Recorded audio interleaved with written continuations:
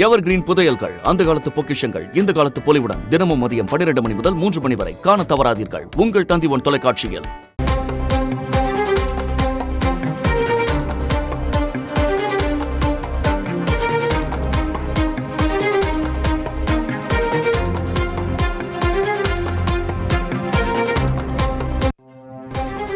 நிதி ஆயோக் கூட்டத்தில் 5 நிமிடம் மட்டுமே பேச அனுமதி கொடுத்தனர் என மேற்கு வங்க முதலமைச்சர் மம்தா பானர்ஜி பரபரப்பு குற்றச்சாட்டை முன்வைத்திருக்கிறார்.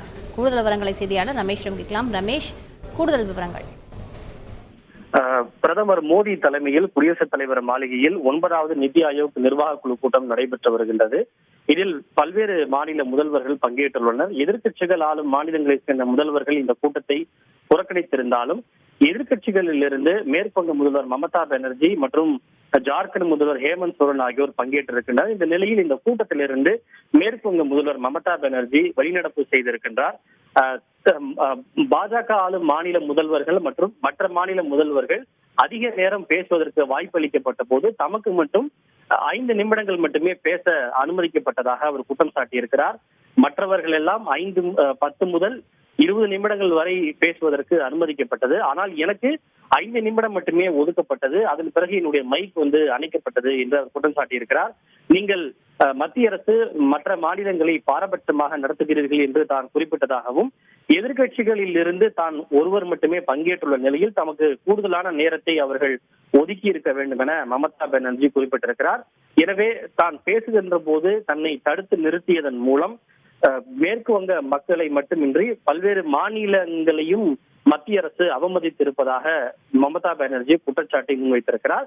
எனவே தான் பேசுகின்ற போது தமக்கு குறைவான நேரமே ஒதுக்கப்பட்டதற்கு எதிர்ப்பு தெரிவித்து இந்த கூட்டத்திலிருந்து மேற்கு வங்க முதல்வர் மம்தா பானர்ஜி வெளிநடப்பு செய்திருக்கின்றார்.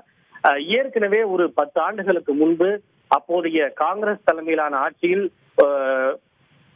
நாட்டினுடைய பாதுகாப்பு தொடர்பான ஒரு கூட்டம் நடைபெற்றுக் கொண்டிருந்த போது அப்போதைய தமிழக முதல்வர் மம்தா பானர்ஜி அந்த கூட்டத்திலிருந்து தமிழக முதல்வர் ஜெயலலிதா அவர்கள் அந்த கூட்டத்திலிருந்து வெளிநடப்பு செய்தார். அப்போது அவரும் இதே போன்ற ஒரு குற்றச்சாட்டை முன்வைத்திருந்தார். அதாவது தமக்கு பேசிக் கொண்டிருந்த போது தமக்கு மணி அடித்து தன்னுடைய பேச்சு நிறுத்தப்பட்டதாகவும் தனக்கு கூடுதலான நேரம் ஒதுக்கப்படவில்லை என்று அப்போதைய தமிழக முதல்வராக இருந்த ஜெயலலிதா குற்றம் சாட்டி அந்த கூட்டத்திலிருந்து வெளிநடப்பு செய்திருந்தார். ஏறத்தாழ தற்போது மம்தா பானர்ஜி ஒரு 10 ஆண்டுகளுக்கு பிறகு அதே போன்றது ஒரு குற்றச்சாட்டை முன்வைத்து இந்த கூட்டத்திலிருந்து அவர் வெளிநடப்பு செய்திருப்பது என்பது பரபரப்பை ஏற்படுத்தி இருக்கிறது. கூடுதல் தகவல்களுக்கு நன்றி ரமேஷ். इसने बोला है उसका बाद में बस मैं हूँ माइक आप छोड़कर आ रहे हैं बीच में